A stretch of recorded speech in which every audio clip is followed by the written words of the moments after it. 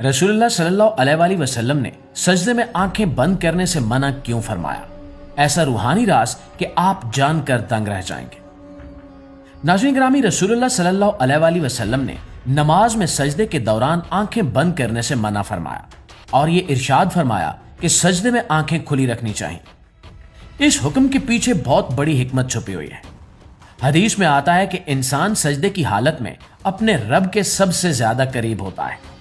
जब कोई मुसलमान नमाज के लिए खड़ा होता है तो सबसे पहले नियत करता है और अपने दोनों हाथ कानों तक उठाता है। इस अमल के जरिए गोया वो ऐलान करता है कि वो अपने रब के हुजूर हाजिर हो रहा है। बहुत से लोग ये सोचते हैं कि नमाज में हाथ कानों तक क्यों उठाए जाते हैं और फिर मर्द नाफ के नीचे और औरतें सीने पर हाथ क्यों बांधती हैं। इसके पीछे भी कुछ हिकमतें बयान की जाती हैं जिन्हें समझने से नमाज की अहमियत और ज्यादा वाज़ेह हो जाती है। इंसानी दिमाग में बेशुमार खुलिये काम करते हैं और इन खुलियों के दरमियान मुसलसल बरकी सिग्नल चलते रहते हैं। इन्हीं सिग्नल्स के जरिए हमारे ख्यालात और एहसासात हरकत करते हैं। जब एक नमाजी अपने कानों तक हाथ उठाता है तो जिस्म में एक खास कैफियत पैदा होती है जिससे इंसान का जहन नमाज की तरफ मुतवज्जे हो जाता है। उस लम्हे इंसान अपने इर्द गिर्द की दुनिया को भूलकर अल्लाह की तरफ तवज्जो करता है। फिर जब हाथ बांधे जाते हैं तो जिस्म में सुकून और ठहराव पैदा होता है और इंसान पूरी तवज्जो के साथ नमाज पढ़ने लगता है। औरतें जब सीने पर हाथ बांधती हैं तो दिल के करीब हाथ रखने की वजह से एक खास इत्मीनान महसूस होता है जिससे दिल की कैफियत में नरमी और सुकून पैदा होता है। दोस्तों, जदीद तहकीक ये भी बताती है कि नमाज के दौरान इंसान के जिस्म में सुकून और इत्मीनान की कैफियत बढ़ जाती है। खास तौर पर सजदे की हालत में जिस्म का ज्यादा खून दिमाग की तरफ जाता है। इससे दिमाग को ज्यादा तवानाई मिलती है और इंसान की तवज्जो और यादाश्त बेहतर होती है। सजदा करने से दिमाग, आंखों और चेहरे की रगों में खून की रवानी बेहतर होती है जिससे सेहत पर अच्छा असर पड़ता है। इसलिए बहुत से माहिरीन कहते हैं कि सजदा जिस्म और जहन दोनों के लिए फायदेमंद है।